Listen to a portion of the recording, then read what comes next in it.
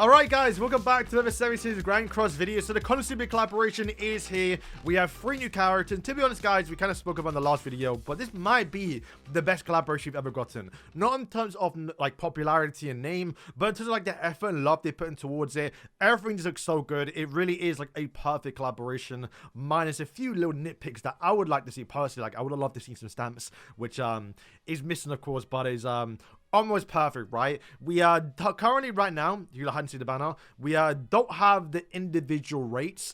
One of the most annoying things about part 1 banners when it comes to those collaborations is because there's less collab characters, right? So the individual rate for the characters is a lot lower. Typically they are around 2.5 per new collab character, so the overall banner being 3%, with the collab characters being 0.2, so that adds up towards, what is it, or 2.5 adds up to 7.5.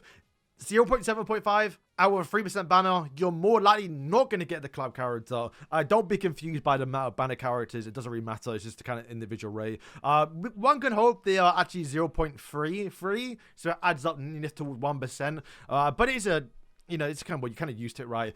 Maybe they can surprise us in the morning and it is actually better. But let's talk about, you know, should you be summoning? Should you even be spending a lot of damage on towards this banner? And how much am I personally going to spend and how much you lot should be spending, right? Because, of course, this is undoubtedly probably, like as I say, one of the biggest collaborations you've got in terms of like actual love and effort. And to be fair, we'll talk about how much you might want to get them duped out, right? And remember, September is kind of a notorious collab spot, right? It's typically a time when they release a big collaboration, and they're typically very meta relevant, right? And then by the end of the year, going in towards New Year's, they typically get counted quite often. And that's kind of one of my big concerns about this character or banner already, but we'll talk about it. So just remember, we are going to be getting a big banner next month. It's more likely going to be a Fortnite Apocalypse banner. If you're looking for Tristan, he looking like right now to be the main one. Of course, we don't know the actual characters, but November might be the Fortnite slot, and it's going to be Tristan, basically, right? So if you're looking for him, then maybe save for him. And in New Year's, it's, of course, going to be probably likely a new Meliodas.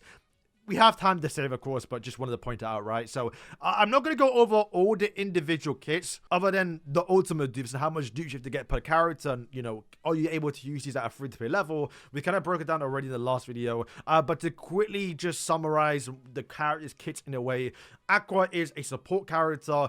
She does do more damage towards demons and take less damage from demons, so it's kind of a good counter towards her. Only towards herself, though, not the whole team. But the main gimmick of what Aqua is doing is she is able to resurrect her team. She does that by using a healing zone, and if she removes a debuff, she would then apply the divine purification, which is a resurrection, on all her allies, limited once for 2 turns, and then once one of those allies die, then you will then get the resurrection. Do note though is that the applicable allies need to be different attributes, which is kind of cool why she's a light type, because it's not that many in the game, but she is meant to be worked with, of course, KONOSUBA friends, Megumin, and also Darkness. You want to use them to see all different attributes, but if there comes a meta in the future where you might want to use her on a goddess team because she does work with goddesses, then you cannot use her with Melieli, who is a light type, right? Granted, we might be getting a new Meliodas. Like I said, it wouldn't matter because he's a demon, but if we ever get new goddesses, you might put the sub her in, right? Also kind of cool too is at the start of the turn, she's going to roll a dice, and then if it rolls on 1, 2, or 3, whatever number she lands on is who the person gets like debuffed, and she's able to freeze them with this tier 1 skill. So it's kind of cool actually. Then we go towards Megumin. So remember, she's the healer, right? She's going to be your support character. She's going to keep your Megumin alive, right? Because this team is so reliant on Megumin just ulting and winning the game. Because like, to be fair, if you look at Aqua's actual ultimate, we'll go through the dupes in a second. To be fair, she can kill. Like, it's kind of like an Amelia vibe in a sense, right? Where you're able to support, you're able to freeze, you're able to heal a little bit, do your control, and then if you get your ultimate off, you can more likely kill with your 6/6. It is not the most broken ultimate. Someone might survive it, and if they shields, they might survive it. But at least she's kind of got some way to do some damage in case your Megumin does actually, you know, get killed during the game. But Megumin is like the main one where she's just absolutely insane. One of the more notable things about the character is she does have a stance. And with the way you see how it looks in game, because we hadn't seen it in the PvP showcase, it does say remove stance from one enemy and inflict, not like, it's possible it's worded differently compared to how we had someone like Ghislaine, for example, who was able to attack and then remove the stance. Where this, the way it's worded, does sound like it's going to remove the stance and then attack. So it might bypass the current meta we have right now with Scold, who's literally right above me, where she does attack before you even use the actual, you know, skill effect, right? So that'd be really, really mad, like really, really good, right? And it's kind of one thing I'm worried about this team a little bit, because when we get towards Darkness, she's kind of a stance character. Her main goal is just to tank and survive to where your Megumin can basically ult and win the game. Like I said, they're very, very reliant on Megumin just ulting and winning the game. So like, my problem right now is we kind of already got like someone who can kind of counter stances and counter the current meta. So if there is a lot of like mirror matches with the KONOSUBA team, it might be a bit tricky and annoying, because you can just keep on countering the Darkness stances, of course, as well, Scold. And I do feel like in the future, depending on what character comes next, if it's a Tristan or a Meliodas at the end of New Year's, if they have some sort of talent, I can see it just being a talent that removes all stances, and then you might just be able to one-shot your Megumin, right? She can res though, so like I said, the big thing about this character a little bit is she does have a self-res, where if she does go towards HP, she is going to consume all of her ultimate move gauge and then heal based off her max HP, which is kind of crazy, because that means she heals, and also as well, Aqua heal, resurrects, right? So they both resurrect, which is like kind of crazy. So like, the really stressing, yo, your Megumin can't die. If she does die, then at least you still got some way to fight back a little bit. But honestly, if you lot didn't see my little reaction and breakdown towards the live stream, she might be, and we'll probably make a video towards the end of the year, might be one of the best designed characters in the game in terms of like how true she is towards the series. Because if you look at the ultimate move, what it does say at the bottom, it says the hero then becomes drained. Drained is disable all skills other than ultimate move, which is basically her transforming. She is literally a transforming character in the sense of how we have it in the game, right? So if you lot hadn't seen it, she used the ultimate. We do skip it. Very cool ultimate, very cool animations. Like I said, they put a lot of love in towards it. And then right at the end, like how she does in the series, she used the ultimate, she then can't move. Kazuma comes in, picks her up. So she literally, in a sense, she transforms, right? Because the way, if you look at the animation at the bottom, she does get a different ultimate, and she also gets a different skill.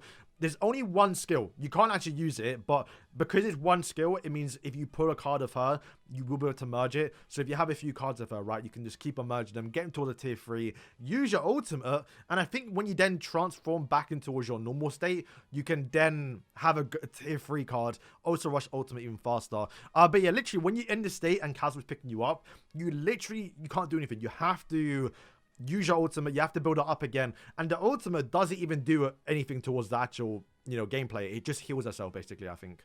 So if you haven't seen the actual animation, she gets ultimate, Kazuma looks around, grabs Aqua, and I think like Aqua just like heals her, basically. And then now she's back in the game, basically. So like I said, so cool. Like I said, it doesn't do damage, right? But seemingly by the time you get towards that state, you likely should have killed everyone. So it's kind of why I really love one of the big parts about ultimate is if she has kept her ultimate for one turn. So if you get your ultimate, you have to wait, or you should be waiting one turn to where she get the mighty explosion. Once again, fitting towards the theme of KONOSUBA, like how she does in the anime, where she's got to stall and just wait until she can build up that magic spell to do the massive AoE. She's kind of doing the same thing here. It's like, that's what I mean by like there's so much love and flavor towards this collaboration. But yeah, if you do keep your ultimate for one turn, and then you then use the ultimate, you would then get the attack rate stat increase, and also 200% damage down the ultimate for 3 turns, by the way. So even when you use the ultimate, if you're able to build your ultimate up fast, or even if you just use the AoE beforehand, you can then do some damage with that skill too. But yeah, that is kind of the gist of the character. You can see here, this is the ultimate, so she just does remove strength from hero. That's all she does. So literally just recovers herself, right? And then Darkness is a pretty simple character. It is literally just a tank character. She does like an attack skill that decreases the hero's damage taken by 100% for 3 turns, and then inflicts desperation damage onto one enemy, which is, it misses. It's kind of funny, actually. But the main thing about this character, like I said, is just the fact that she's a stance, and that's kind of my biggest worry right now, because I think once Megumin, or we kind of get at the meta where you're not using, you know, this Darkness, right? Very much like if you look at the actual Soul 11 collaboration, where Beru, you want to use Beru, you also want to use Jinwoo, you also want to use Chahe, but then people stop using Chahe and Beru, and now you still kind of see a little bit of obviously Jinwoo, where I think that might be the case of obviously Megumin and a little bit towards Aqua later on. I feel like Darkness might fall off depending on how they do or how they go about handling the stance meta, because like I say, there is a festival of broken character like Meliodas like they did last year or 2 years ago with True Magic Melee, where was it Elizabeth and also True Magic Melee both had stance removes through the passive just to counter Albedo.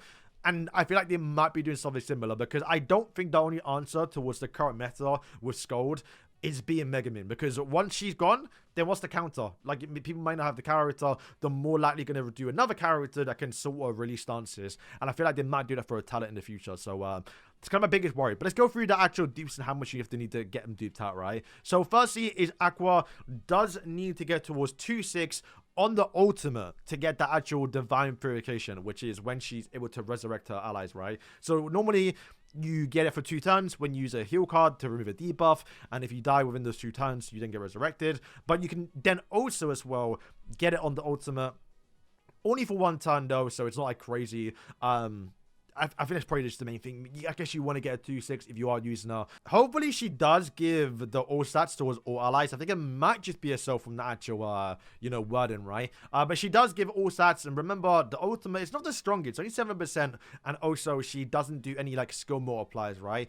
Granted, if it is against demons, she is doing, like, 200% more damage. So that might insta-wipe if you are going against a demon team. But you're not always going up against a demon team. So the ideal, if you really want to use her, is get towards 5-6. So you have all the max buffs. Because also as well, the Blessing Lake damage taken through the unique, right, which is this up here. It has damage taken, which goes up to 5%, and once again, it's lower when it is at 10%. So that's I'd say 2-6 is of course the one you want to go towards. Not as much though, right? I wouldn't chase it. If you happen to get towards 2-6, you can be happy. But unless you're really planning to get a like crazy deep tap over time, this is a character, like I just say, is, I think very much like we're kind of getting Amelia vibes, right? Like Amelia was like good in the first like 2 weeks, like a month of her release because of the freeze, but then when she's not able to one-shot the whole team, that's when it kind of becomes a problem. So I'm kind of getting the same vibe a little bit. I feel like if you don't get her maxed out, unfortunately, she's probably going to fall off very, very quickly over time. And by over time, I mean by the next year, right? Like first anniversary, you probably likely won't be using her too much. But yeah, not the most crazy dupe-dependent character, because at the end of the day, the main team, what you're relying on is just keeping your Megumin alive. If you happen to get the Aqua ultimate, if you can wipe out the whole team, that'll be pretty good too. But we actually don't know how much damage she's going to do, even at 1-6 or even 6-6. It might not even be that much of a difference. They still might survive it, so it might not be too crazy to get a duped out. But let's talk about Megumin, right? So what does she do? So firstly is her unique increased damage dealt with the ultimate, so the mighty explosion, the one when you actually hold it for 2, when you keep your ultimate for 1 turn to get the mighty explosion, that is like the most important thing about a character in a way, right? Because I don't feel like, to be fair, it's a decent ultimate if you look at it, right? There is no damage multipliers. You are removing buffs and stances. Granted, they don't count tools like grey shields, but if you have a shield on or something like that, you can remove it, or stances. That could be actually really, really good too. But once again, you are disabling yourself, and when you're the only DPS on the team, if you don't instantly wipe out the whole field, you've lost the game, right? So this is kind of a character you really want to get deeped out, and as you can see, 3-6 is the sweet spot, because when you get that 2% damage dealt, then you're chilling. Of course, you probably likely want to get it duped out too in terms of actual like ultimate like damage, because it goes from 500 towards 1000. And as you can see, each dupe you do get, it is going to increase the ultimate damage with the or unique passive, where you do get more damage in the ultimate. It goes from what, 60 up to 100. Like, I think if you really plan to use this character, and to be fair guys, I'm hoping to do it. I have like 4k diamonds, hoping not to spend all of them, but part 1 my luck is normally kind of bad. Definitely getting this character 6-6. Like, honestly, at this point, my whole plan is to get at least a 2-6 Aqua, 6-6 Megumin, just because that is kind of what you need, right? Especially because I kind of want to use it in the future. Plus, like, it's going to be fun to use the ultimate. If I'm not wiping, it's going to be tragic, right? And then when it comes towards Darkness, once again, she's just a tank character. What she does do is decrease damage taken, as you can see from the unique, right? Which is up to 30 to 50. Nothing too crazy, but if you happen to just die and you could have survived it, that 20% is going to make a little bit of a difference. But 3-6 is a sweet spot, because what she also does do is recover damage equal. She recovers HP based on the final damage, right? And I think that goes into all allies too. So it's kind of important that your Aqua and also Megumin doesn't actually die. So the healing on those skills is kind of important, right? So getting max heals at 3-6 is huge. yeah, you're losing 10% damage reduction, not that bad, but I think losing 20% healing when you're like, recovering HP is huge. So definitely probably the main thing, because the ultimate, you can see it doesn't even change anything, right? It says attack on the ultimate level for some reason, but it doesn't do damage. I don't know why. So just gonna wrap up the video. So quick should you summon. Is it worth it? If you're a KONOSUBA fan, it's always worth it. No matter what, when these collaborations drop, they are for the fans. And I think they definitely nailed it this time around. This is literally, if you're a KONOSUBA fan, you're going to be so gassed for it. I've only just almost finished season 1, and I'm actually so excited for this collaboration. So I can't imagine if you've been watching it for the last few years, you're definitely going to be happy about it. It's definitely worth it. They're definitely going to be usable. I think Megumin, it's a bit of a tricky one. I think she might last the longest, kinda.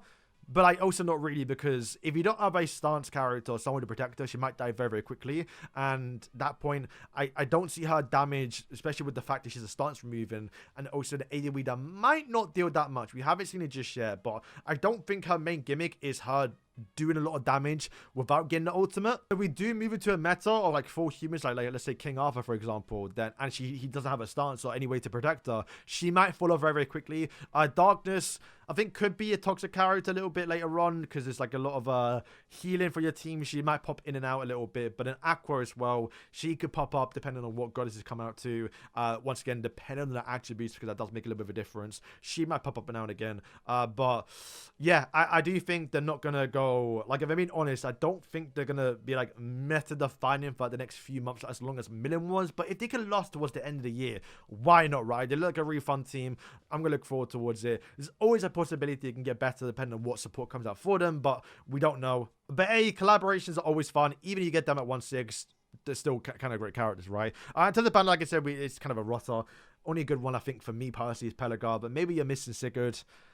That's probably about it. So yeah, guys, thank you for watching the video. We'll be back tomorrow. We're going to do a lot of summons. We're definitely going to get Megumin 6/6 and have fun with the collab, man. I can't wait. So guys, thank you for watching, and yeah.